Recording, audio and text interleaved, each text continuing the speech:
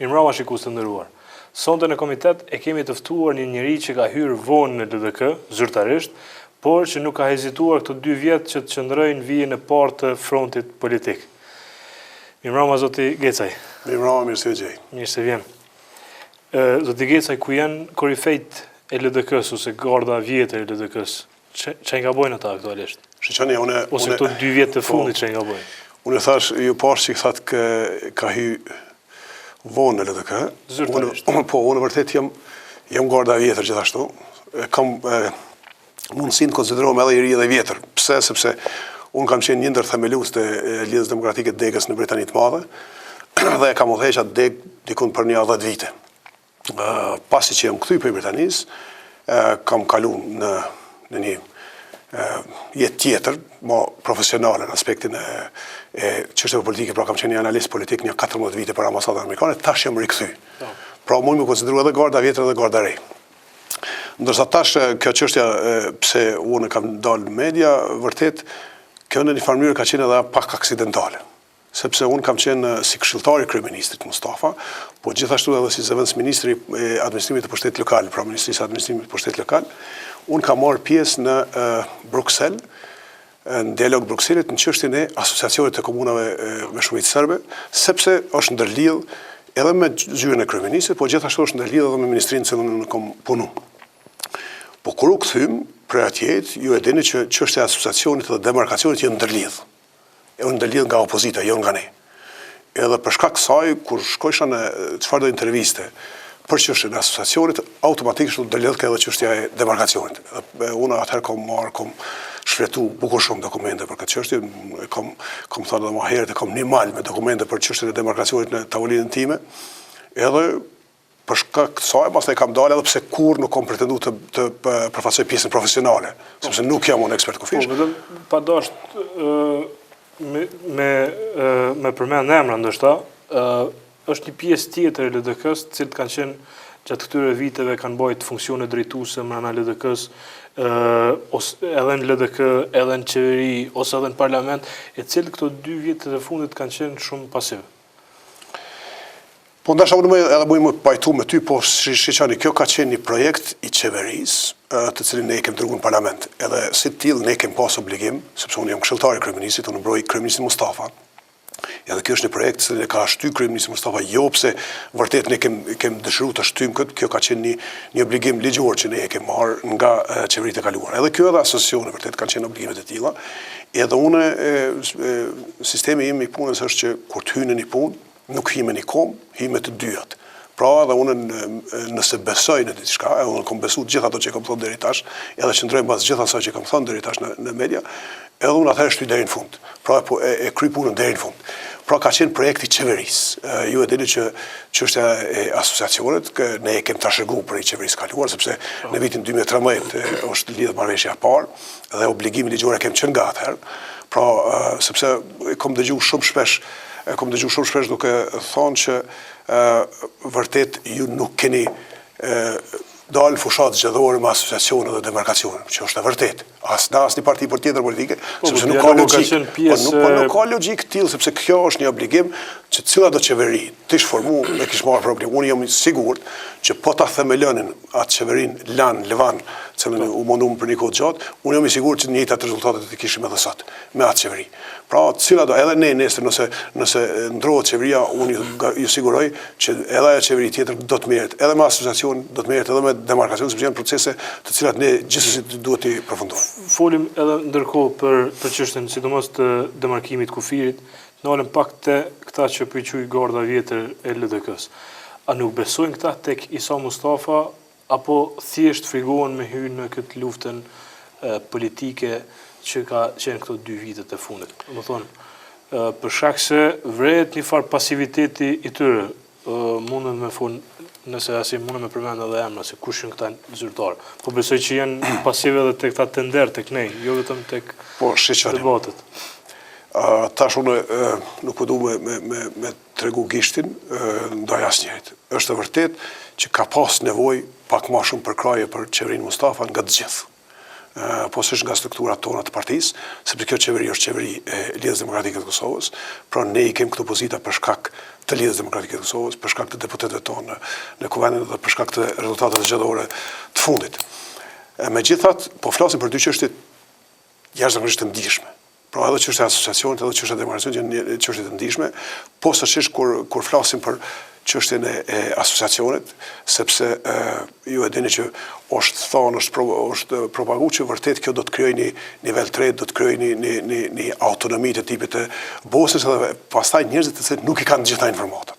Ata unë besoj që frigohen nga kjo çështje, po ju vetë keni përjetuar në lëkurën tonë edhe sulmet që janë bë fizike, por edhe djegja e veturave kështu me radhë. A janë fregu një pjesë e LDK-s, sidomos ta pjesa që janë pak më të vjetër, edhe në moshë, që me hynë këtë farë lufte politike, që nuk u bëjke vetëm me mjete politike, por edhe me mjete tjera? Shqyqani, unë i kom pa edhe disa emisione tuajet, ditët e fundit cilat kanë qenë për cilat të folë shumë kohë të fundit edhe vetë keni thonë që keni pas edhe kërcënime. Lidhja Demokratike po mësu me sulme të tilla. Ne kemi pas sulme që nga fillimi. Kemi pas sulme edhe para luftës, po kemi pas sulme edhe pas luftës. Ju dini që ju thatë që keni një listë prej 100 pjesëtarëve të cilët ose janë vrarë ose ka pas tentim vrasje të tyre. Pra kësi sulme kemi pas në vazhdimsi. Nuk është puna ndoshta sa janë frigu nga aspekti fizik se do të gjuhet me ve ose do të kallet vetura. Nuk besoj që ka pas frikë të tillë, po ka pas frikë nga vetë çështja. Sepse çështja është e ndihshme, është jashtëzakonisht. Edhe çështja e asociacionit, edhe çështja e demarkacionit janë çështje shumë të ndihshme, edhe si të tillë njerëzit nuk kanë hyrë jo vetëm strukturat udhëheqëse të partisë. Nuk kanë marrë shumë edhe pjesëtarët e qeverisë me këtë çështje. Disa herë kam thënë edhe më herët nëpër media ne kemi pas dikon 3-4 persona të cilët janë marrë me këtë çështje. Në anën tjetër ke pas 30, 40, 50 vjet, edhe kanë krijuar një opinion i cili i ka friguar njerëz, posaçërisht njerëz të cilët jetojnë në rajonin për shembull Dugaxhinit. Në çështën e demokracisë po flas. Unë po ju them kështu lirisht që unë besoj vërtet që me dokumentacionin që e kem vija është caktuar. Mos besojsha nuk disha dal me mbrojtje një çështje tjetër. Nuk ish dal as Isa Mustafa, ju garantoj për këtë. Pra, gjitha dokumentacionet që i kem, ato e mbrojnë këtë vijë kufitar. Edhe unë kam pas, unë po ju them për veten time, kam pas presion nga familjarët e mi. Unë jam i një fshatit të Deçanit, kam pas mos fol për këtë çështje. Është çështje ndihshme. Kemi pas probleme elektorale për këtë punë, sepse në Dugaxhin është çështje ndihshme, sepse kur të krijohet percepcioni që vërtet o ka humbet tokë, njerëzit nuk janë profesionistë. Percepcioni krijohet me paraqitjet mediatike. Edhe unë thash që në anën tjetër ka paraqitje të mëdha mediatike.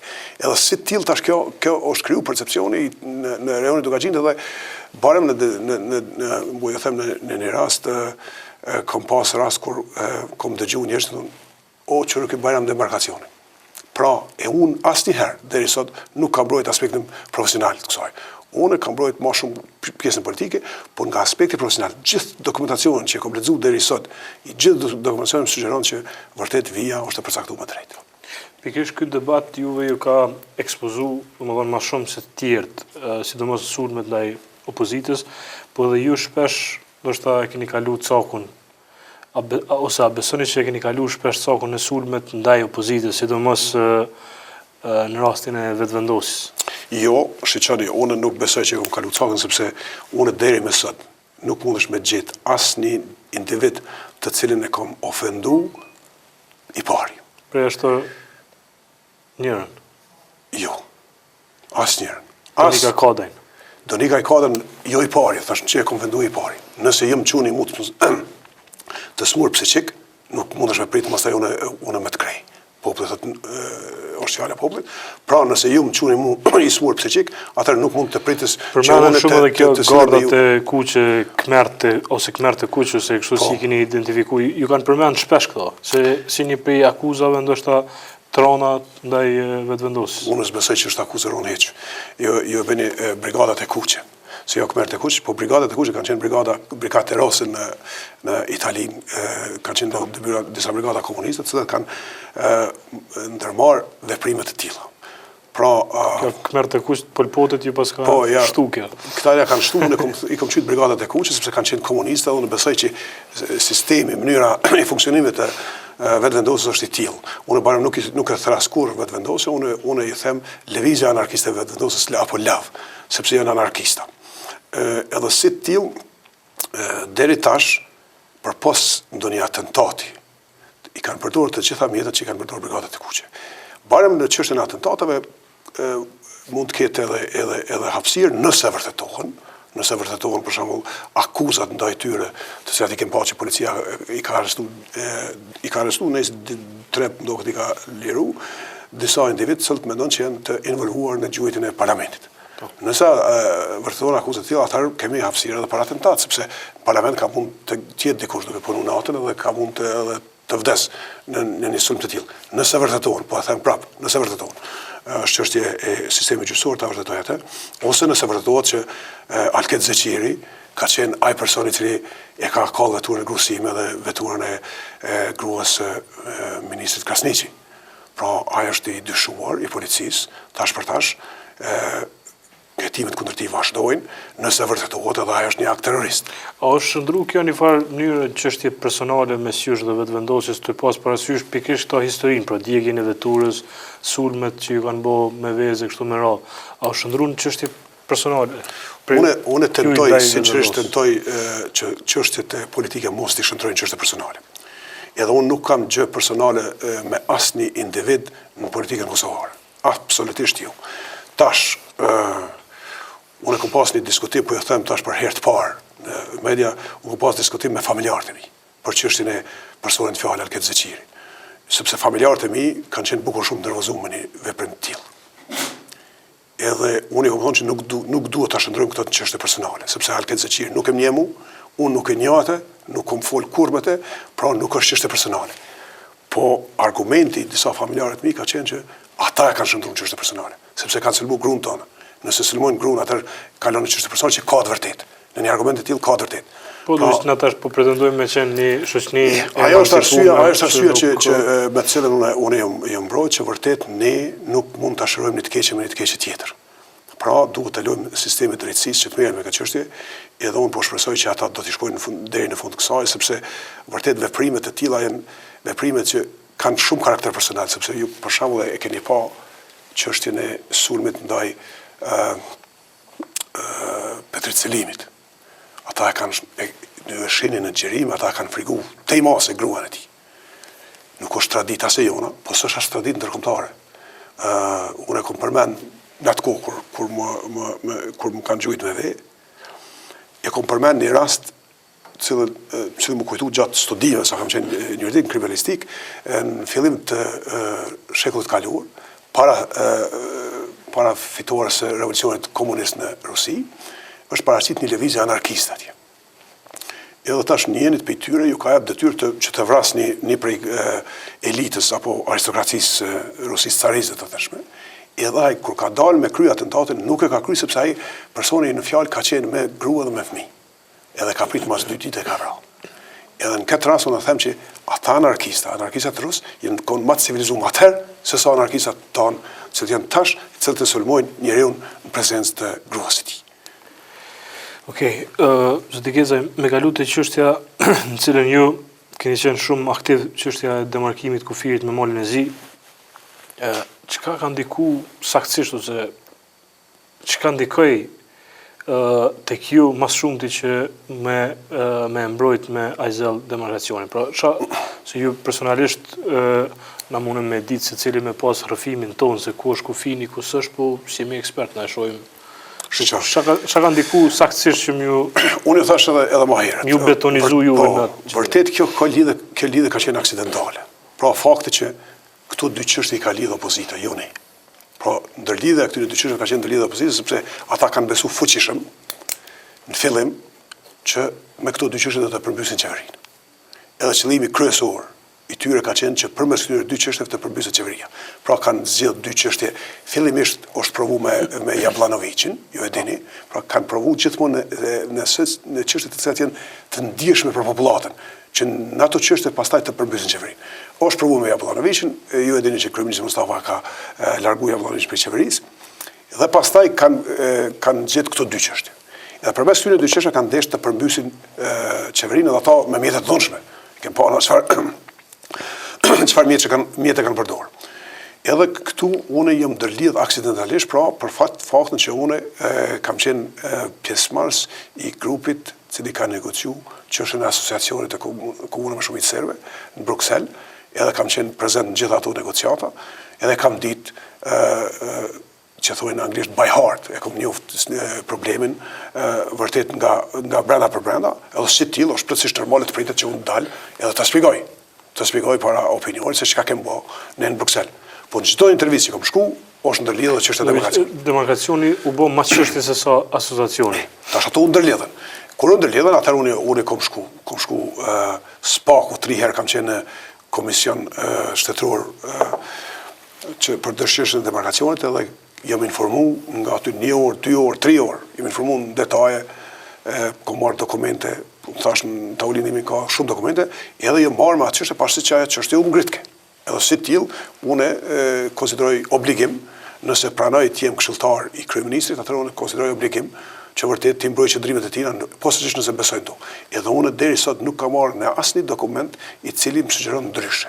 Pra e kem mendimin e Komisionit Shtetëror tonën, e kem Komisionin Shtetëror i Malezi, e kem deklaratën e Departamentit të Shtetit, edhe e kem rekomandimet e këtij komisionit mix. Sepse u fol aty që ky komision nuk ka pas ekspert. Unë po flas për marrë shembull Gjermanin. Gjermani ai që 20 vite merret me përcaktimin e kufirit të Gjermanisë me shtete të tjera. Sepse këto janë çështje ende diskutabile edhe në njëri prej 3 ekspertëve që të angazhuan pi presidentit. E tash, unë kam thënë edhe më herët, unë jam jurist. Po më fakultetin e kam kryer fakultetin juridik, po nuk jam fort jurist i mirë. Sepse nuk kom punu si jurist gati kur një tema, shumë pak, kërjes time. Ma shumë e marrë me magjistraturën, doktoraturën, jam hynë çështje diplomacisë marrëdhënie ndërkombëtare. Ma shumë e marrë me këto çështje. Edhe një jurist i mirë bëhet jurist i mirë, jo pse ka kryer fakultetin me dhejtëshe, po pse ai funksionon në një sistem, krijon një përvojë në një sistem 10-20 vjeçare. Edhe ajo e bën ekspert. Jo fakti që ka kryer fakultet. Pra, këta ekspertët tonë që kanë kryer fakultetin e gjeografisë, nuk bëhen eksperta pse kanë kryer një fakultet. Po bëhen eksperta kur merren me një çështje të tillë. Në mënyrë të vazhdueshme për një kohë të gjatë. Kur kemi përcaktuar ne kufi. Ne kufit unë kom thonë edhe është kaq interpretuar për mediave, një deklaratë ime ku kom thonë teshat ne kanë prej.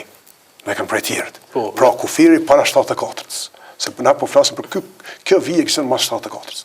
Kufirin në atë vijë e kanë përcaktuar komunistët jugosllav, jo ne. Po, vetëm publikisht duket se që opozita e ka fituar këtë debat, madje jo vetëm në publik, por edhe në Parlament të Kosovës, kur koalicioni aktual qeverisës e ka shumicën absolute të votave.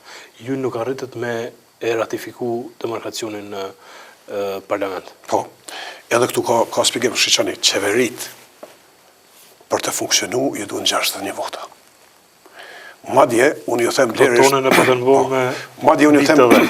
them lirisht që në mandatin e kaluar, 2 vitet e fundit të atij mandati, qeveria kaluar, nuk i ka pas asnjëherë 61 vota. Po si ka pas as opozita 61 vota me rrëzu qeverinë. Koalicioni PDK-AKR. Asnjëherë, se unë në atë kohë kam qenë në ambasadën amerikane edhe kam vëzhgu parlamentin prej ambasadës amerikane. Asnjëherë. Ismet Beqiu munoi me kontrabandim deputetëve ka pak. Nuk ka pas mundësi se ka pas bukur do deputet që kanë qenë të pavarur, edhe pa votën e tyre s'ka bujt asnjërin në me. Po ka funksionu shumë mirë. Po ka funksionu. Madje i ka votu edhe kur ka qenë çështja për 2/3 edhe aty ka shpjegim, sepse ka pas një opozitë konstruktive. Ka pas një opozitë konstruktive e cila e ka dallu interesin shtetëror për interesit partijak. Pra, Lidha Demokratike e Kosovës e ka votu marrëveshjen e 2018-s, sepse ka qenë interes shtetëror. Tash kemi një opozitë që nuk intereson interesi shtetëror, sepse interes shtetëror më të madh, se sa që për qytetarët lëvizje lirshëm, jemi vetmi vend në këtë rajon i cili nuk kanë drejt lëvizje lirshme, nuk ka. Edhe çështja e demarkacionit unë siguroj që nëse s'bëhet tash do të bëhet pas 1 viti, pas 2 vite, pas 3 vite. Po do t'i ndikoj negativisht dhe të gjitha proceset që jemi përpara. Edhe dalin 100 komisione, unë jam bukur i sigurt, edhe pse thash nuk jam ekspert, bukur i sigurt që ka më dalë njëjta vijë e demarkacionit. Kolegu ju i PDK-s Ramazan Ilazi tha se kemi humbur afatet në mënyrë që qytetarët e Kosovës me lëviz si vjet pa viza, që është goxha lajmi i keq për shumicën e njerëzve. Shumë i keq. A mbani përgjegjësi ju apo mendoni marrë se tu e lën fajin opozitës? Jo, nuk është puna fajit. Për shkak se zoti Keca, ju keni qeveria, pse pat nevojë më bëu kjo qeveri kaq e madhe ku nuk arrin me shty disa prej proceseve ku i vijnë votat, cilat votat i ka. Shikoni, logjika e 2/3 të vota është logjika e konsensusit. Cili po duket se sepse shumica gjanave kalohen me 61 vota. Pra qeveria udhëhiqet me 61 vota. Ndërsa çështja e 2/3 është logjike e konsensusit kombëtar. Tash, nëse ne nuk mund të arrijmë një konsensus të tillë, nuk mund të jetë faj vetëm te ne. Sepse tash i kem dy çështje këtu. Të 10 vota ne mund të arrijmë vetëm në dy mënyra.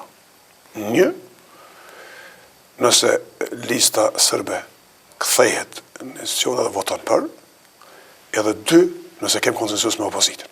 Ndryshe nuk mundet, s'ka mundësi. Pra nuk mund të fajsohem ne. Nuk mundem ne tash për hir të çështjes së demarkacionit të falim Trepçën. Pra çështja e Trepçës është një çështje shumë e ndihshme, shumë e rëndësishme për qytetarët e Republikës së Kosovës, edhe ne tash nuk mund të them, okay, për të fituar në këtë betejë për liberalizimin e vizave, po merrem vesh në çështjen e Trepçës. Nuk mundem. Pra ju e dini pse kanë dalë, edhe pse zyrtarisht, unë kom thonë publikisht deri tash, zyrtarisht nuk kem asnjë shkresë pe listës sërbska, që vërtet ata janë tërheq prej institucioneve. Edhe ne kem kërkuar që të takohemi me ta, po nuk mund të falim në ata Trepçën për këtë çështje. Kënej kem problem me opozitën, sepse unë besoj që opozita ka hyrë shumë fell në këtë çështje demokracionit, që e kanë shumë vështirë dalin prej saj tash. Sepse ata fillimisht kanë besuar fuqishëm që me këto dy çështje kanë mërzuar qeverinë. Edhe për shkak të saj kanë shkuar deri në ekstrem. Po vetëm ndoshta ata e forcojnë për shkak se Kadri Veseli pat një intervistë në Koditore kur u përmend çështja e demarkacionit dhe pamundësisë së koalicionit me kalu këtë çështje në parlament, tha ndoshta edhe zgjedhjet mund të jenë opsion. Po shiqo, unë kam thonë 1-2 muaj para Kadri Veselit kanë pyet njerëzit, kam thonë, po, gjithmonë zgjedhjet në një sistem politik janë gjithmonë opsion. Na kemi hyrë në disa cikle zgjedhore. Shpesh nuk ka ndodhur që qeveria mos shkojë deri në fund. Unë po ju siguroj që ne nuk kem probleme jo serioze, po as nivelit tult në bashkëqeverisje. Pra nuk kem kurrë probleme bashkëqeverisje. Problemi jonë nuk është bashkëqeverisja, problemi jonë është problemi opozitës. Në këto çështje të mëdha, sepse në çështjet e qeverisjes ne jemi okay, ju e patë që për herë të parë ne nuk është kamerat kush me çështjen e qeverisjes, në fakt na nuk e dim as çush ka qeverisë, LDK-ja, PDK-ja bashkë. Për shkak se çështja është vetëm demarkacioni dhe asociacioni. Kjo çështje është, unë thash edhe më herët, jemi një 3, 4 vjet, 5 vjet prej qeverisë që merren me këto dy çështje. Ndërsa të tjerët merren me punë të cilat janë interesi qytetarëve. Gjithë ministrat merren me ato. Jo e pat dje kaloi buxheti më i madh që kem pas ndonjëherë 2 miliardë euro. Kaloi në qeveri, po jo në parlament. Tash parlament është procesi parlamentit. Se zakonisht ministrat votojnë më kallaj se sa deputet. Tash të shohim, ajo është çështje gjithkund në botë, në parlament rregullohen disa gjëra. Megjithatë, unë po ju them që ky buxhet është edhe këto e theksoi ministri Hoti që ka kalu në bashkëpunim plot në përkrajet plot me Fondin Monetar Ndërkombëtar, që është shumë e rëndësishme për Kosovën. Proceset tona është shumë e rëndësishme të kem bashkëpunim me Fondin Monetar Ndërkombëtar. Edhe tash ne këtë vit kemi 46% më shumë buxhet për investime. Atë çka do thotë ajo? Gati 50%. Mirë, kjo me dal e kem pyetjen për buxhetin, po më nal pak tek intervista e zotit Kadri Veseli, partnerit tuaj në qeverisje, çush e ka lexuar këtë intervistë LDK-ja. Domethënë, edhe ai një qetësum se partneri po I përmend zgjedhjet.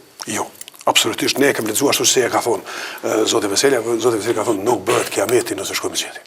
Edhe unë po them ashtu, nuk bëhet kiameti. Në sistemet politike pluraliste. Nuk shihni sinjal mbrana kësaj interviste, domethënë nuk shihni një sinjal që po don me përquaj, një mesazh që po don me përquaj tek ju? Jo, ne në sinjalet e tilla përquhen takimet që I kanë dy liderët, edhe ne nuk kem asnjë breng të bashkëqeverisjes me PDK.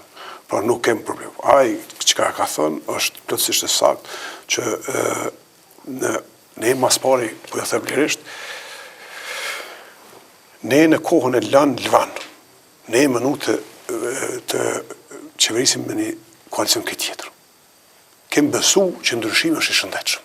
Edhe në qeveri demokratike, vendet demokratike, vërtet ndryshimi është i shëndetshëm. Nuk ka dhejës ajo, që të populli, nuk ka hicë. Edhe tash për interesa shtetërore, po edhe partijake, ne kem hyrë në koalicion që e kem sot. Nëse ne, ose PDK-ja, shohim që interesat tona, apo shtetërore, nuk po përmbushen me një koalicion të tillë, është plotësisht normale që ne të kërkojmë zgjedhje. Personalisht, a besoni se do të shkojmë shpejt në zgjedhje? Jo. Unë nuk e besoj që nuk kem kurrë indikacion serioz që Zoti Sa Mustafa mund ta shtyjë deri në fund mandatin 2018 që është kalendari elektoral. Tash po të flas kapacitetin e një analisti politik. Po të flas si analist politik që kam punu 14 vite, edhe pse analizat e mia natko s'ka mund me i pa opinioni, sepse ka qenë prapavi, po unë po them si analist politik nuk shoh asnjë indikacion serioz që vërtet ne mund të shkojmë në zgjedhje të parakoshme. Qeveria mundet me vazhdu pavarësisht çështjes që duhet me kalu një buxhet i cili kaloi në qeveri, por në parlament duket se ka pakënaqësi për anës PDK-s. Ato pakënaqësi unë jam bukur i sigurt që do të zgjidhen mes deputetëve atje. A dini ju cilat janë pakënaqësitë kryesore të PDK-s për buxhetin? Jo, vërtet, sepse ose ai ka shtruar ndonjëherë. Kjo po dal jashtë portfolio's sime. Unë në çështjen e buxhetit jam marr kryesisht me buxhetin e ministrisë sonë, pra ministrisë në cilën unë jam zëvendës ministër, edhe ne nuk kem probleme në atë buxhet, është parafërsisht buxheti i njëjtë që e kem pas vitin e kaluar. Ndërsa këto tjera çështje janë çështje që vërtet duhet të pyesni ministrin e financave apo dikon tjetër që është marrë me ushqim. Përmend një buxhet për 2 miliardë 1 milion. 2 miliardë e 1 milion. 2 miliardë e 1 milion. Po. Domethënë më i madhi i pas luftës i deri tashëm. Publikisht Zoti Mustafa ka përmend disa herë, po jo se ka shpjeguar deri në fund çysh mbledhen këto parë. Çysh mundet buxheti i Kosovës mi bë 2 miliardë buxhetin. E kanë shpjeguar dje shumë mirë, unë kam deklaratën këtu të kryeministit. Sa se duke marrë edhe parë prej fondeve tjera. Ashtu. Është deklaratë, këtu e kam deklaratën edhe me kryeministit, po edhe të ministrit, edhe ne mund ta shfrytojmë, po nuk besoj që ka nevojë sepse kjo ka qenë në media, ka qenë publike dje, në mënyrën se si ata do të mbledhin buxhetin, është edhe pejtara vendore, po edhe pej huazimeve që i marrim nga fondet e ndryshme, edhe këto arrihet buxheti me 2 miliardë. Po duke mos rreziku absolutisht politikat fiskale në Kosovë, edhe në bashkëpunim të plot me çdo shumë ministri Hoti ka thonë që kanë pas bashkëpunim plot me Fondin Monetar Ndërkombëtar. Por nuk rrezikohet absolutisht çështjet fiskale, po buxheti arrihet në 2 miliardë, edhe tash çka është më e mira, edhe thash edhe më herët, është që me sa dijone, herën e kaluar ne kemi pas diku 500 milion investime kapitale, tash do të kemi 750 milion. Pra, kjo është një shumë e jashtëzakonshme sepse po vetëm shumica shkojnë për autostradat, për këto që vetëm mirë nis. Po ato ka shkuar edhe vitin e kaluar, edhe vitin tjetër. Ato shkojnë, ai nivel është i njëjtë. Po flasim për 250 milion ekstra.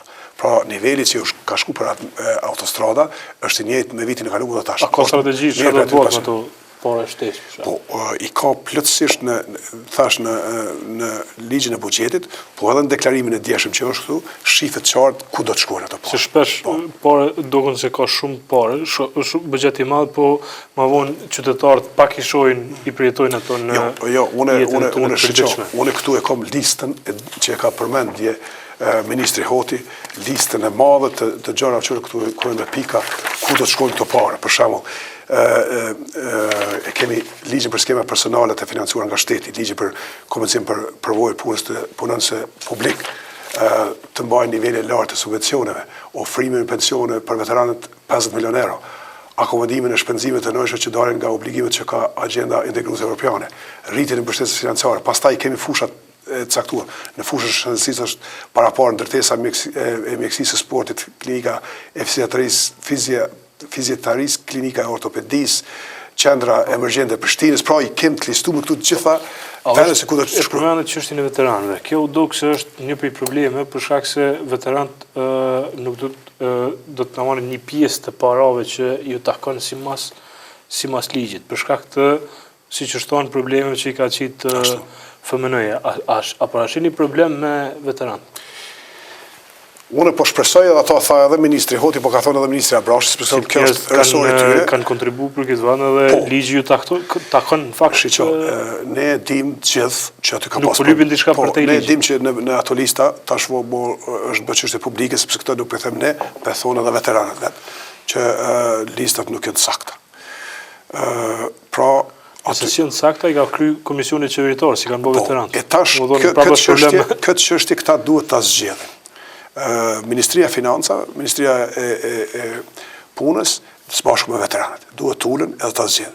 A do të rishqyrtojnë listat, a do të zvoglohet, sepse premtimi për shumën e caktuar, më duket është 170 euro, ashtu diçka, ka qenë në bazë të asaj që marrë vesh me vetë veteranët, sepse është kalkulu 12.500.000 fillimisht. Edhe në bazë saj është kalkulu se sa para ka. Tash kjo shumë është dyfishuar, sepse parashin 50 milion euro. Në fillimisht, sa jam informu une, fillimisht ka qenë para pa me 25 milion. Ta shumë është dyfishuar, 50 milion euro. Po të duaj të ipen parat për gjithë veteranët, besoj që shumë do të shkonte në 100 milion.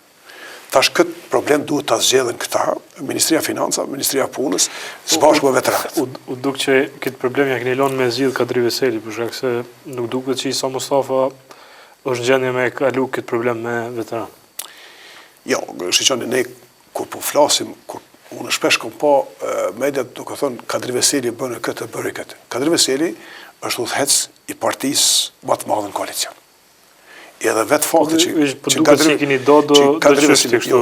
që Kadri Veseli i involvohet në disa çështje nuk do të thotë që ai po merr kompetenca të cilat nuk i takojnë, sepse ai është pjesë e koalicionit dhe atë pjesa më e madhe e koalicionit. Pra ai përfaqëson partinë më të madhe. Qeveria udhëheqet nga Isa Mustafa, po megjithatë ne jemi partner të koalicionit. Edhe në çështjen e duhet të koordinohem, po gjithashtu të ndihmojnë njëri tjetrit. Sepse është koalicioni i përbashkët, nuk është koalicion vetëm i LDK-s, nuk është qeveri vetëm e LDK-s kjo. Udhëhiqet nga LDK-ja, po është qeveri LDK, PDK plus minoritet. Zdigece, nëse shkojmë shpejt në zgjedhje që po insistojnë këtë pyetje për shkak se aktualisht shumica njerëzve që nuk janë në qeveri besojnë që vendi ka më shku në zgjedhje shpejt, ndoshta në pranverën e vitit tashëm. Me çfarë kauze do më dalë LDK-ja në zgjedhje? E tash, shiqoni, unë këtu vërtet nuk kisha dasht të hy në spekulime hipotetike, sepse unë jam bukurisht shumë i sigurt që ne nuk të shkojmë në zgjedhje. Nëse vërdoset të shkojmë në zgjedhje, Amerikanët aty ku punu në një kohë gjatë e kanë një fjalë thonë we will cross that bridge when we come to it. Pra e kalojmë atë kur të vijmë te ajo urë. Edhe ne sigurisht që do të ulemi, edhe do të krijojmë strategji nëse shkojmë në zgjedhje parakoshme, do të krijojmë strategji se si do të qasim kësaj.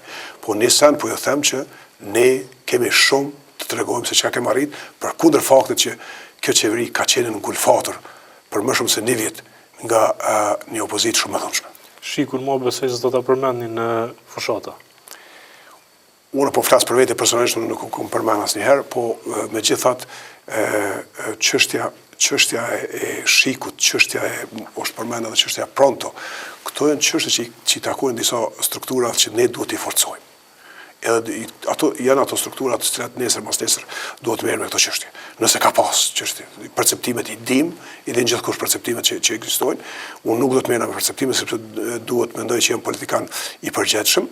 Megjithatë, këto ju takojnë strukturave sigurisë dhe strukturave ligjore që të merren me këto çështje, që vërtet kush të shkel, unë jam për atë që gjithsesi cili individ që shkel ligjin duhet përgjigjet për ato. Pra, në çfarëdo mënyrë që ka ndodhur. Por ne nuk mund të merrem publikisht, unë në një muhabet me ty, kur ulem në një kafeteri, mund edhe të flas për perceptimin e mia. Po jo, si politikan e përgjithshëm, ta bëj këtë në media, sepse besoj që si politikan unë duhet të kem prova nëse dal me perceptimet e tilla. Ndoshta në fushat nuk do ta përdorni akuzat ndaj partisë së re, siç bët ju dje ose për dje. Shiqo, unë s'kam akuzuar partinë e re hiç fare. Ka akuzuar drejtues. Jo, shiqo, unë çka kam thënë, e kam pa një mënyrë se si është paraqitur ajo parti. Me thon drejtën unë ndonjëherë në këto prononcimet e mia. Fakti keni ironizuar me faktin që ndrimin e shpesh të partive. Unë i marr edhe për humor. Shiqoni, në anglisht thonë for fun. Nëse jenë politik edhe disa gjana nuk i mërë me humor, plas krejt.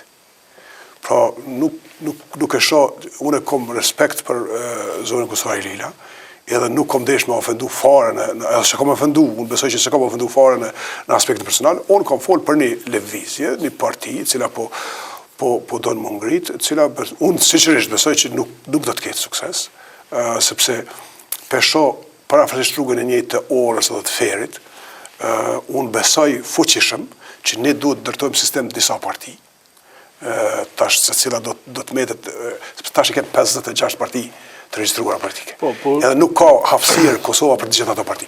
Unë kam jetuar në Britani të Madhe, po disa janë thjesht të regjistruar aty. Në Britani të Madhe janë 3 parti, edhe ne duhet të mësojmë me këtë. Nëse vërtet dëshironi të kontribuani, kontributin më të madh e jepni nëse hyni në partitë në të cilat ai kontribut mund të jetë substancial. Cilat nuk kanë demokraci as pak të mëshme, për shembull. Nuk është e vërtet. Ka hapësirë për përmirësim, 100%. Jo, nëse fakt ato çfarë dim në për partitë është që për shembull LDK s'po besoj që veten strukturat për diçka konkrete. Për ndonjë ose PDK ose unë ju siguroj që LDK, gjitha këto partitë mëdha. Tash po flas, nuk du të hi në histori të LDK-s, po flas për historikun sa këtë parti u heq kryeministri Mustafa. Asnjëherë kjo parti nuk ka pas takime më të mëdha, unë me numra nuk mund t'i gjej më vonë, po tash s'mund t'ju them, po nuk ka pas takime më të mëdha të strukturave partijake, edhe të kryesisë, edhe të Këshillit Qendror, edhe të Kuvendit, madje kem pas edhe Kuvende punë disa herë që s'ka ndodhur përpara. Edhe kështu që unë besoj që për çështjet madhore, po se për çështjet e rëndësishme, është vendos në struktura partijake. Për shembull, çështja e demokracionit, ne kemi marrë për krahun e Këshillit Qendror të partisë. Pra, ne kemi çështën e demokracionit, çështën e asociacionit, gjitha këto çështje të mëdha ne kemi marrë për krahun e strukturave qendrore. Edhe tash kjo Këshilli i përgjithshëm dihet se si është bërë, dihet se si janë hek ata njerëz që janë kundër zotit Mustafa. Pra, edhe këtu kemi çfarë të flasim për demokracinë në brendshme. Jo, edhe këtu e keni gabim. Pse e keni gabim? Personalisht e një mirë LDK-n për shkak se kam raportuar gjatë kohë për unë jam gjitha partitë sepse çat punë kam pas partitë politike i kom vëzhguar në mënyrë profesionale. Për shkak të LDK nuk e mbledh kur Këshillin Drejtues, që kanë Këshillin Drejtues. Këshilli i përgjithshëm i LDK-s ka pas peshë në faza të caktuara të kësaj partie dhe dihet që sot ajo është hartuar kryesisht me njerëz lojal të zotit Mustafa. Ju po thuni lojal. Nuk është kur gjë me qenë lojal, po do të thotë shumë nëse në atë listë nuk hyn njerëz që kanë peshë elektorale. Unë kam mendim të kundërt me ju. Pse? Unë besoj që vërtet demokracia zhvillohet në atë mënyrë që në strukturat tua partijake i ngrit brengat, po pas saj vendimet që i merr struktura duhet të përkrahen. Përpas se vërtet shkelin parimet tua në një çështje. Pa marrë parasysh a ke pas mendim pro a kundër. Duhet të përkrahet struktura. Unë thashë kam mendim të kundër me ju, sepse ne i kem 10 deputet që kanë votu kundër kryeministrit vetë. Pra nëse folë për demokraci, nuk muj me pa ku ka demokraci më të madhe se to. Nuk mundesh me gjetë rast në Britani të Madhe, unë kam jetu 11 vite, nuk mundesh me gjetë rast që një numër në përqindja që madhe, sepse te po flasim për Britania i ka dikon 450 deputet, po nuk mundesh me gjetë rast që një përqindje si kjo votojnë kundër kryeministrit. Nuk mundesh me gjetë as një rast tjetër ku partia ka ndërtu fushatën elektorale kundër PDK-s edhe ma vonë ka hi në koalicion me ta. Ja, po, ki rase edhe në Gjermani ki një koalicion tillë të madh që kanë luftu kundër njëri tjetrit. Ato dy parti kanë luftu forishëm në kampanë qendrore kundër njëri tjetrit, pastaj ka qenë interesi shtetëror që i ka bashku. Edhe ne unë kam thonë edhe më herët, ne rivalin kryesor e kem pas edhe do ta kem Partinë Demokratike të Kosovës, sepse është partia më e madhe në Kosovë. Si të tillë, normalisht që është rivali jon kryesor politik. Ne kem shku në kampanë qendrore kundër disa gjanave që i kem besu që nuk e udhëheq mirë, edhe tash kem një program qeverisës përbashkët, që besojmë që është ka implementohet në mënyrë të mirë, edhe rezultati saj është edhe ky buxhet i cili po aprovohet tash, unë besoj shumë shpejt në Parlamentin e Republikës së Kosovës. Pra, ne në kampanë zgjedhore normalisht kem pas rival, jo vetëm PDK-n, kem pas edhe AK-n, edhe vetëvendosin. Gjithë kem pas rival, gjithë rival politik. Pra nuk është që ne kem vendos lëvanin me bo për shkak që këta nuk i kem pas të rivale, po i kem pas të rival. Jo, ne kem besu që ndryshimi është i shëndetshëm.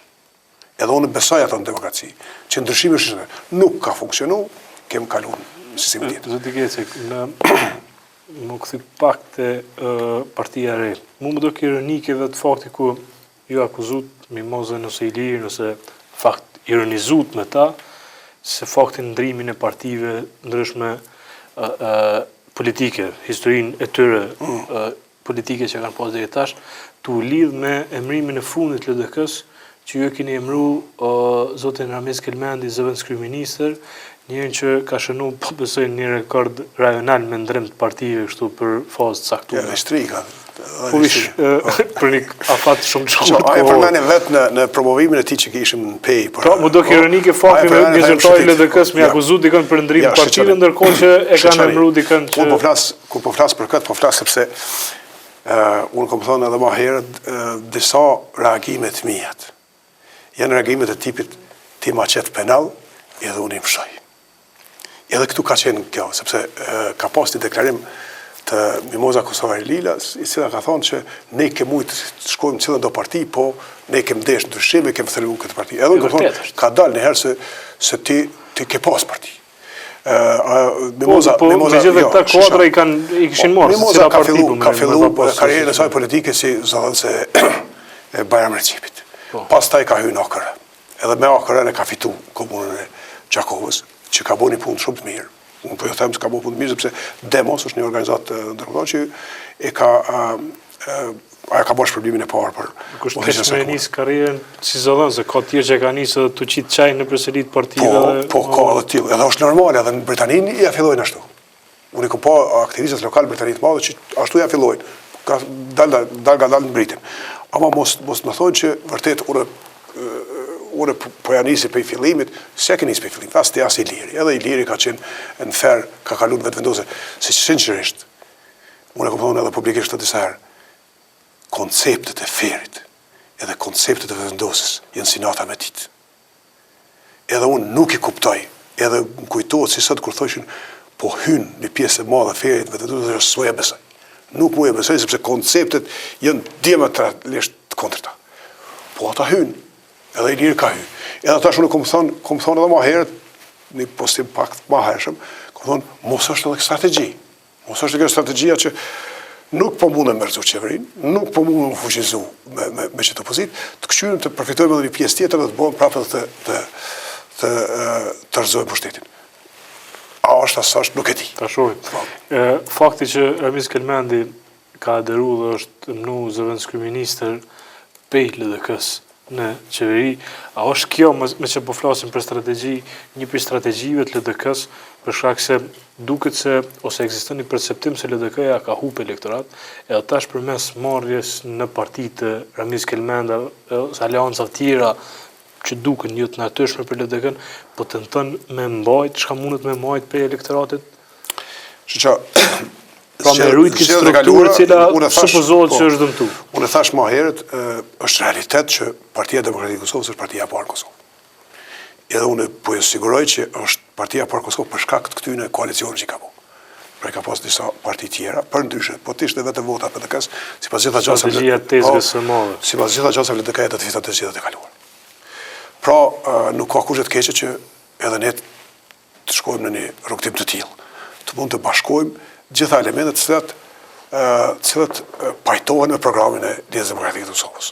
Edhe një prej tyre është çështja e Kelmendit, i cili vërtet ka qenë antar i LDK-s më herët në fillim, edhe ka kontribuar bukur shumë për si biznesmen që ka qenë edhe në Lidhjen Demokratike të Kosovës, ka provu fatin në dy parti tjera dhe apet që thot populli është kthy ka kibla, këtë rregull, orë në partinë e tij. Një vështrim t'juin si njëri që një morë gatë kohë me politik, përshëndrohet parlamenti jonë, ose qeveria jonë, si ajo e Shqipnisë, ku për me qenë deputet, vynë me qenë biznesmen i suksesshëm, pra nënkupton njerëz që arrin me marrë vota edhe të punëtorëve tëne, po dëmtohet në aspektin intelektual. Pra gjithnjë më pak kemi njerëz që hynë politikë, që shohin politikën diçka ma të naltë, ma sublime se sa thjesht një shkallë ku mundesh me hy për shkak se i ki do vota prej prej akrabave, prej punëtorëve, prej kështu me radhë. Domethënë, apo ai nga dëmtojmë cilësisht parlamentin edhe qeverinë tonë të bë aleanca me gjithkon vetëm si ka vota. Ja shëgjau, ne kemë zgjellë sistemin. Një parlament i biznismenëve, më shumë se sa i njerëzve që merren në politikë për shkak se kanë synime pak më të larta. Ne kemë zgjellë sistemin plural, demokratik, kemi kalu nga komunizmi në sistemin e tregtisë së lirë, edhe tash në gjitha vendet e tilla, të cilat ne i marrim si shemb, Shtetet Bashkuara të Amerikës, shiqoj 2 rivalt kryesor për president. 40 diçka milion i harxhon vetëm për një muaj Hillary Clinton në kampaniën e saj zgjedhore. Edhe kështu që nuk është një fenomen i cili nuk është normal në shtetet të cilat ne po shiqojmë drejt tyre. Megjithatë unë ju them kështu, në listën e kaluar 110 vetë kanë qenë në listën e Lidhjes Demokratike të Kosovës, çdo parti mund të ketë një listë me atë numër, pra 10% më shumë se sa është numri i zgjedhurve. Edhe unë kam thënë disa herë, edhe pse kampanja ime ka qenë shumë e shkurtë, unë kam hyrë në sistem 2 javë para zgjedhjeve. Pra kam pas vetëm 2 javë. Kur kam shkuar në disa vende, kam thënë njerëz që janë ankuar në individ të caktuar, edhe të partisë tonë. Edhe ju kam thënë shiqani, keni 110 vetë në listë. Edhe unë ju siguroj se i njohë gjithë cilën, që i keni 40 vetë shumë të mirë, na si parti në atë vakt, ju këmë thonë, nuk kem gjasa të marim ma shumë se 40 vota. Kështë që ju keni mundësin, ju, të zëni 40 vetë shumë të mirë, po është mundësia juaj. Në lista, ka gjithmonë balance politike. Edhe listën tonë, edhe listën e PDK-s, po edhe listën e vendosës. Edhe tash është qytetarët ata që i zgjedhin individ, ata i kanë zgjedhur ata individ. Jo unë, jo, edhe ti, edhe na si qytetar kemë votu. Po unë mund të siguroj që, për shembull, unë pe njerëzve që unë kam votu një skaj. Një skaj në listë, sepse e kam menduar që ka qenë ma kualitet se tjertë. Pra, janë qytetarët ata që përcaktojnë se cilët do t'i. Na kem listat janë të hapta, në 110 vetë qytetarët kanë drejt të vendosin apo Jaqisin Bajramit, Ramis Kelmendit, apo Isa Mustafës. Është çështje e qytetarëve. Okej, zoti Gecaj, faleminderit që ishit në komitet. Jeni të mirë se ardhur. Shikues të nderuar, shihem nesër. Natën e mirë.